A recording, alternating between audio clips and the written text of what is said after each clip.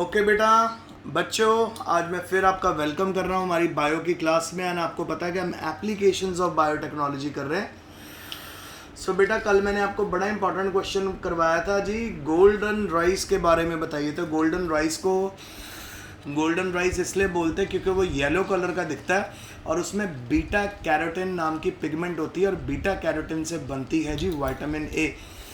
सो जो भी golden rice को कंज्यूम करता है उसके अंदर विटामिन ए बहुत अच्छे अमाउंट में होती है और उसकी आंखें कभी भी ख़राब नहीं होती। तो आज का क्वेश्चन है हमारे पास, राइट अ नोट ऑन बायोइथेनिक्स। बायोइथेनिक्स पे नोट लिखिए। सो बायोइथेनिक्स का मतलब होता है स्टैंडर्ड जिनको फॉलो किया जाता है ताकि अलग अलग तरह की एक्टिविटीज़ जैसे बायोलॉजिकल एक्टिविटीज़, ठीक है, उनको पूरे अच्छी तरह देखा जा सके। तो bioethics include standard followed to regulate the activity linked with biological activities.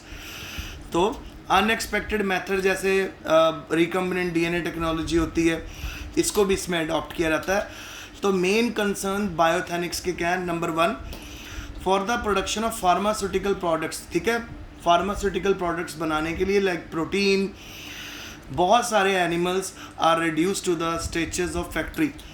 ठीक है, तो फार्मास्यूटिकल प्रैक्टिस के लिए जितने एनिमल्स का इस्तेमाल किया जाता था बायोइथेनिक्स को फॉलो करते हुए, उनके इस्तेमाल की जगह हम माइक्रोब्स का इस्तेमाल कर रहे हैं ताकि एनिमल्स को किसी भी तरह का हार्म ना हो। Number 2, animals undergo suffering while performing experiment on them. तो कितने एनिमल्स होते हैं जिनको बहुत सारी सफरिंग फेस करनी होती है, पायलट टेस्टिंग के थ्रू सारी मेडिसिन बाहर आती है। बेटा पुराने समय में क्या होता था, अभी भी रिसेंटली क्या होता है, जो बायोइथेनिक्स को फॉलो नहीं करते वो एनिमल्स के ऊपर अपने एक्सपेरिमेंट करते हैं। कोई मेडिसिन बनाई है तो इसका इफेक्ट देखने के लिए वो एनिमल्स को वो मेडिसिन देना शुरू कर देते हैं और उसके अगर साइड इफ़ेक्ट्स बहुत बुरे होते हैं तो कितने एनिमल्स की डेथ भी हो जाती है। तो बायोइथेनिक्स क्या करती है, वो इस तरह के प्रोसेसेस को कैरी आउट नहीं होने देती। तो एक तरह से बायोइथेनिक्स कुछ स्टैंडर्ड्स हैं जो एनिमल्स को बचाते हैं उनका शोषण होने से, उनका मिसयूज़ होने से, और उनकी पेन को और उनकी सफरिंग को रिड्यूस करने के लिए बायोइथेनिक्स का ध्यान रखा जाता है। ठीक है, तो आगे क्यों बायोइथेनिक्स की जाती है? There is violation of integrity of species due to transferring of transgenic form from one species to another. तो बायोटेक्नोलॉजी से आजकल कई जो स्पीशीज़ है वो भी रिस्क के ऊपर आ गई हैं क्योंकि उनमें भी इंटरमिक्सिंग होने लग गई है। अच्छा, फिर concept of humanness is diluted due to introduction of gene to various animal. ठीक है, ह्यूमननेस का मतलब क्या था? कॉन्सेप्ट ऑफ ह्यूमननेस का मतलब होता है कि ह्यूमन जीन्स को भी आजकल मिसयूज़ किया जाने लग गया है, उनको भी एनिमल्स में और माइक्रोब्स में डाला जाने लग गया। पर फ़ायदे भी तो हो रहे हैं, जैसे आपको मैंने बताया कि इंसुलिन पहले एनिमल से ली जाती थी तो बड़ा पेनफुल प्रोसेस हुआ जाता था, पर अब क्या हो गया, इंसुलिन हमें बैक्टीरिया से मिल जाती है। बैक्टीरिया के अंदर हमें इंसुलिन प्रोड्यूस करने वाला जीन डाल देते हैं रिकम्बिनेंट डीएनए टेक्नोलॉजी से, और बैक्टीरिया जब इंसुलिन जनरेट करता है उस इंसुलिन को हम यूज़ कर रहे हैं। फिर उसके बाद ठीक है, तो बायोटेक्नोलॉजी की जो स्टडीज़ हैं उनको सब यही कंसिडर किया जाता है कि एक तरह से लिविंग बींग्स की ये एक्सप्लॉयटेशन है। Next, biodiversity is affected due to biotechnology experiment. So biodiversity भी बायोटेक्नोलॉजी एक्सपेरिमेंट से क्या हो रही है, उसके ऊपर उसका बुरा प्रभाव पड़ रहा है।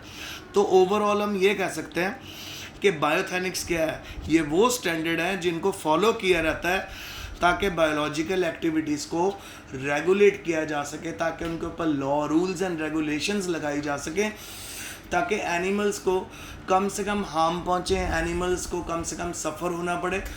उस सभी प्रोसीजर्स को बायोइथेनिक्स बोलते हैं।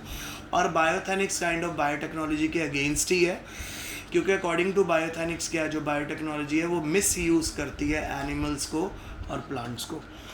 पर बेटा आपको तो आज इस चैप्टर में पता चल ही रहा है बायोटेक्नोलॉजी के चैप्टर में कितना ज़्यादा हमें फ़ायदा हो रहा है बायोटेक से। अब आगे फिर अगला क्वेश्चन आ गया, what are the concerns of bioethics in biotechnology.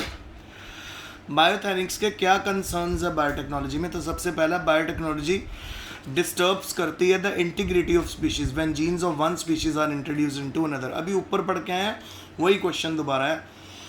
तो बायोथेनिक कैसे अफेक्ट होती है बायोटेक्नोलॉजी से? जितनी भी बायोटेक्नोलॉजी स्टडीज़ हैं वो कोई स्पीशीज़ का जीन किसी में डाल देते हैं, किसी का किसी में डाल देते हैं, सिर्फ ह्यूमन काइंड के फ़ायदे के लिए। सो बायोथेनिक्स के according this is wrong. Next, it also spoils the humanness when gene of one organism introduced into another organism। तो ह्यूमंस की आइडेंटिटी ख़त्म हो रही है बायोटेक्नोलॉजी से अकॉर्डिंग टू बायोथेनिक्स, क्योंकि वन जीन, ह्यूमंस के जीन्स को भी हम इंटरमिंगल करने लग गए, उनको मिक्स करने लग गए, उनको ट्रांसफ़र करने लग गए अलग अलग ऑर्गेनिजम्स में। फिर सेम पॉइंट जो हम ऊपर बढ़ गए हैं कि बायोटेक्नोलॉजी के यूज़ से जो एनिमल्स होते हैं उनके अंदर बहुत सारी सफरिंग होती है। फिर आगे बायोटेक्नोलॉजी एक्सप्लॉइट भी करती है एनिमल्स को just for the benefits of human beings. Human beings के बेनिफिट्स के लिए भी बायोटेक्नोलॉजी एनिमल्स को एक्सप्लॉइट बहुत बुरी तरह करती है। Biotechnology is a great risk to lose of biodiversity. तो जितने भी बायोटेक्नोलॉजी में प्रोसीजर्स हो रहे हैं तो उससे बायोडाइवर्सिटी के ऊपर भी बहुत ज़्यादा एडवर्स इफेक्ट पड़ रहा है। तो बेटा ये दोनों क्वेश्चन बायोथेनिक्स के हैं और बायोथेनिक्स कभी भी बायोटेक्नोलॉजी को सपोर्ट नहीं करती, क्योंकि बायोथेनिक्स बिलीव करती है कि बायोटेक्नोलॉजी ह्यूमंस को भी आप कह सकते हो डाइल्यूट कर रहे हैं, ह्यूमननेस को भी डाइल्यूट कर रहे हैं। डिल्यूट कैसे कर रहे हैं?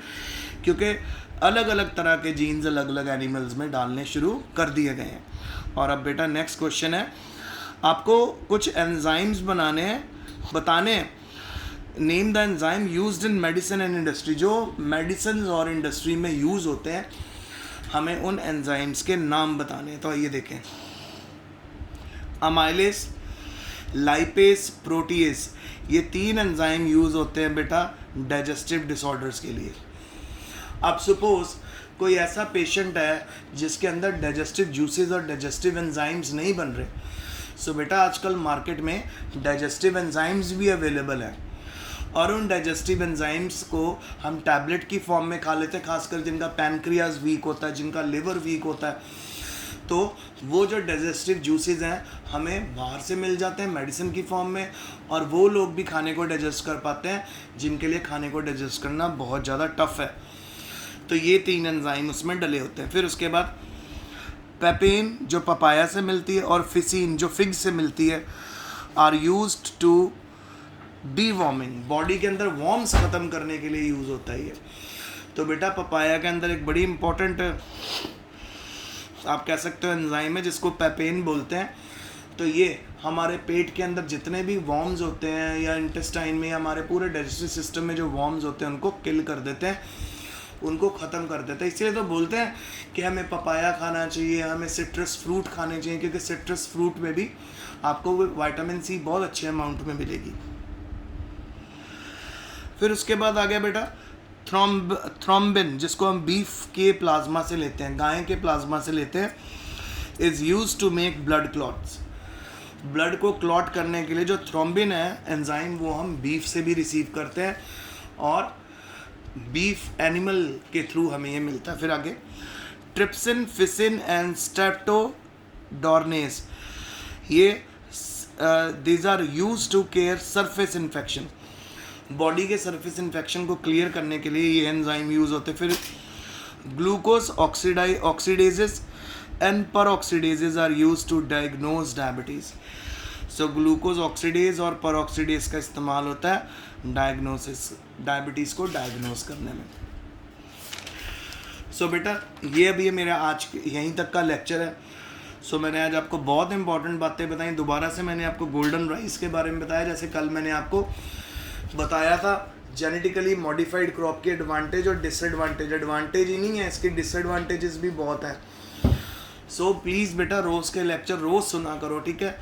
फिर आज ज़्यादा मैंने जो एम्फोसाइज़ किया आपको, वो मैंने बायोथेनिक्स के ऊपर करा है कि ये वो स्टैंडर्ड है जो रेगुलेट करते हैं activities linked with biological activities, यानी जो बायोटेक्नोलॉजी को सपोर्ट नहीं करते। तो बायोथेनिक्स के अकॉर्डिंग क्या कि जितने भी एनिमल्स हैं उनको क्या किया जा रहा है, मिसयूज़ किया जा रहा है, उनको सफरिंग करवाई जा रही है।